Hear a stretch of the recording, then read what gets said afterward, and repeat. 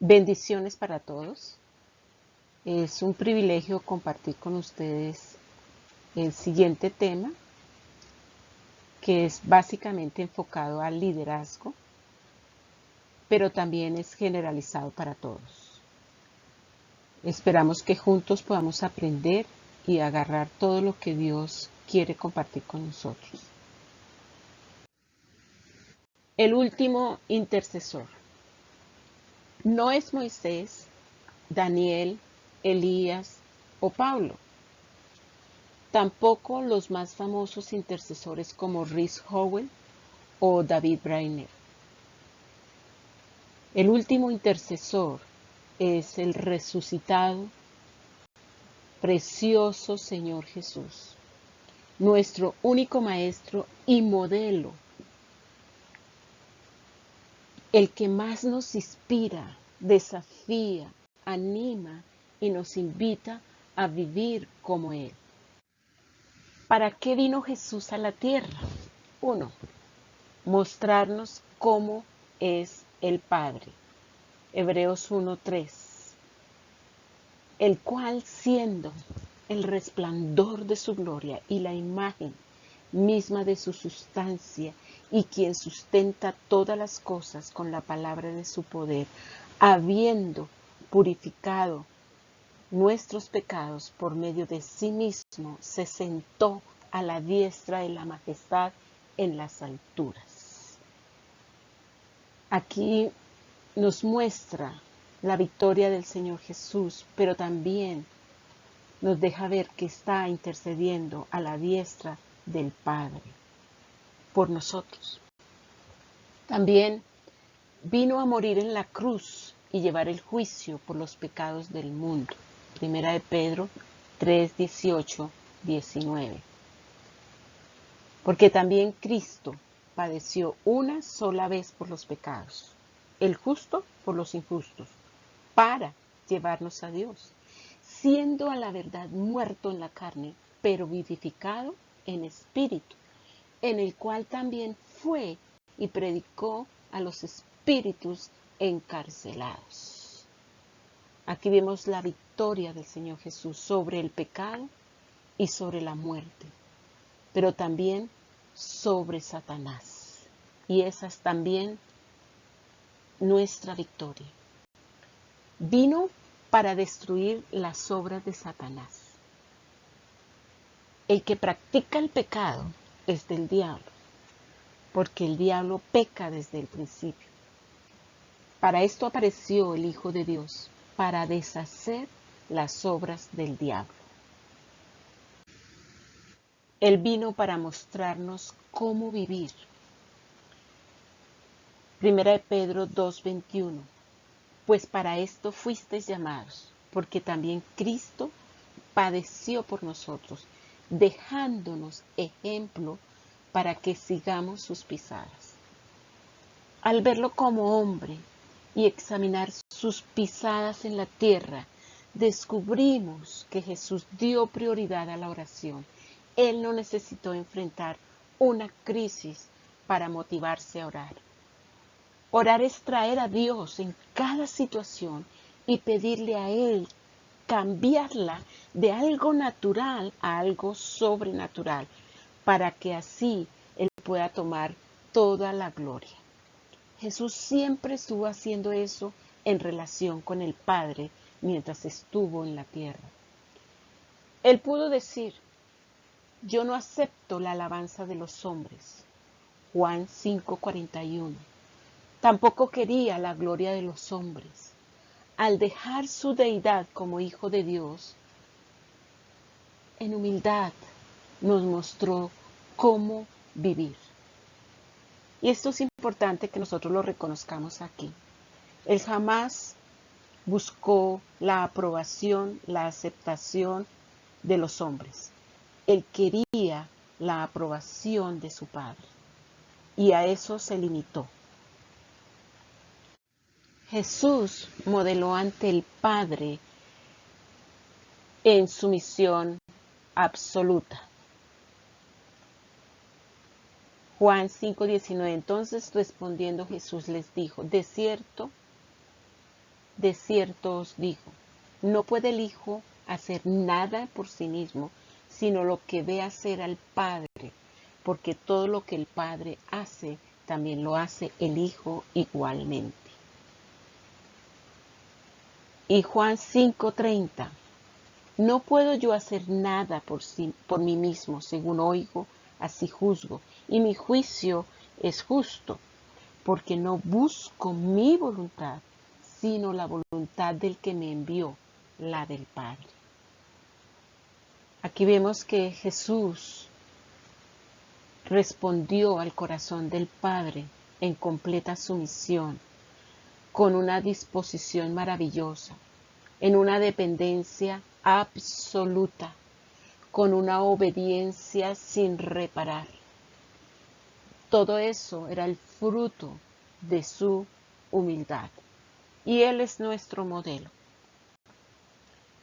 Solo cuando estamos cara a cara con el Padre, bajo su sumisión, en completa dependencia, es cuando nosotros podemos recibir de Él la capacidad, la disposición y la obediencia para obedecer aquello que Él nos pida. Jesús es nuestro ejemplo mayor de humildad y fe. Su vida de oración probó su dependencia total en el Padre. Él siempre creyó que el Padre le respondería, porque Jesús siempre hizo la voluntad de su Padre. Él, en intimidad total con el Padre, podía escuchar, sentir lo que el Padre quería hacer. Y al oír las palabras del Padre, al conocerlo en intimidad total, él tuvo la fe como humano para ver todo lo que el Padre quería hacer.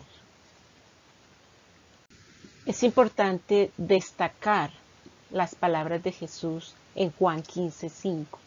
Apartados de mí, nada podéis hacer.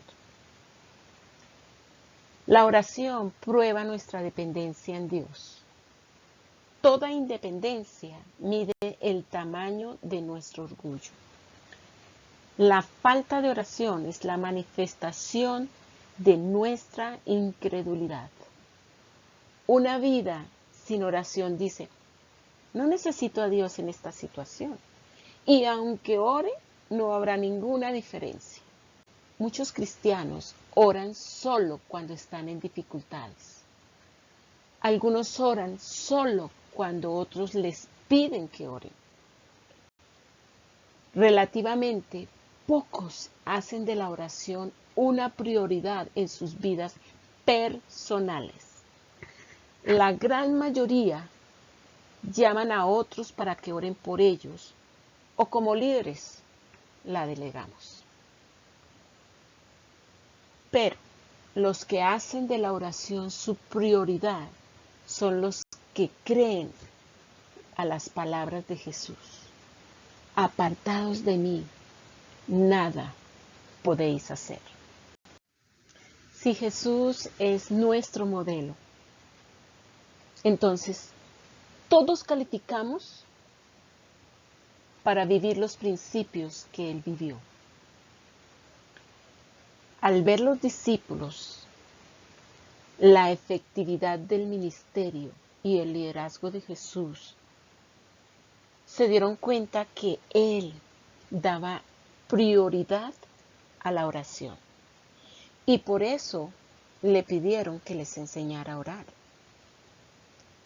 Lucas 11:1. Aconteció que estaba Jesús orando en un lugar, y cuando terminó, uno de sus discípulos le dijo, Señor, enséñanos a orar, como también Juan enseñó a sus discípulos.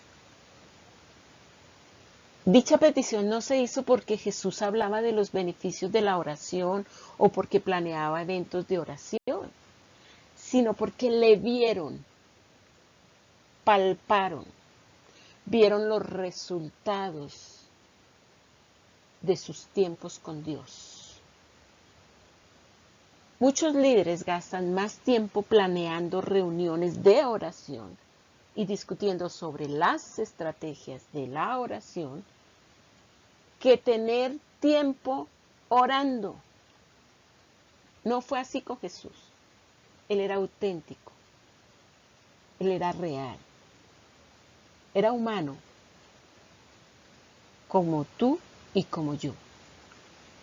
Y como tal, nos mostró que nosotros podemos vivir un estilo de vida de acuerdo al corazón del Padre. Algunas preguntas para ti y para mí. Otros son inspirados y desafiados a tener una vida de oración efectiva cuando ven mi compromiso de oración y los resultados. ¿Somos como Jesús, el líder? ¿O necesitamos cambiar nuestras prioridades? También Jesús vino para hacer nuestra vida. Miremos Colosenses 1:27.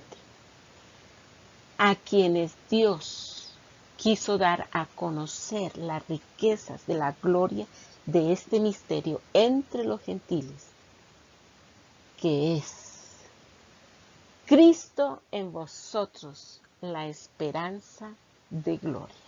Repítelo. Cristo en mí, la esperanza de gloria.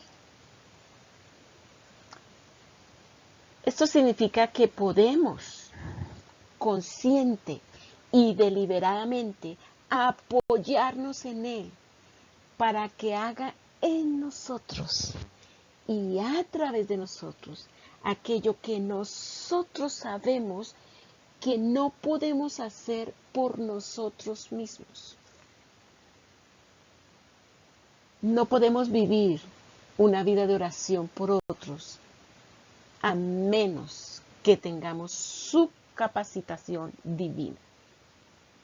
Él sabe esto y por eso nos ha dado su vida, que es toda poderosa y toda sustentadora, para que tú y yo dependamos momento a momento en Él. Esto trae alivio. Esto es un toque de resurrección dentro de nosotros.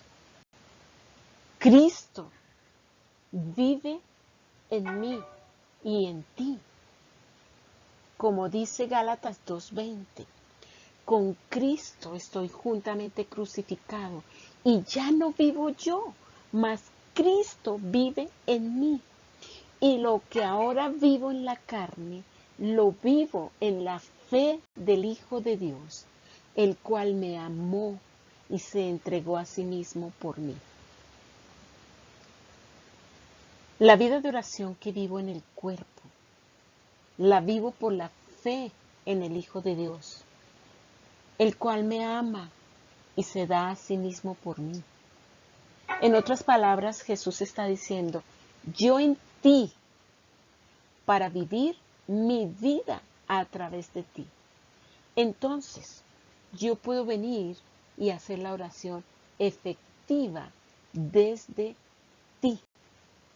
Y esto trae una revolución total a mis oraciones, porque nos vemos implicados a orar según nuestro entendimiento, según nuestras fuerzas, según nuestro parecer, según nuestros sentimientos, según la manera que hemos aprendido.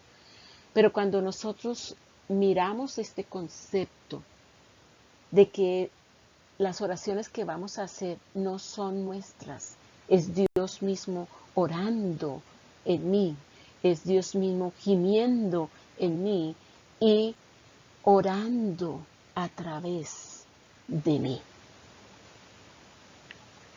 Y ahí hay un cambio total. Primero, en la manera como nos acercamos a Dios.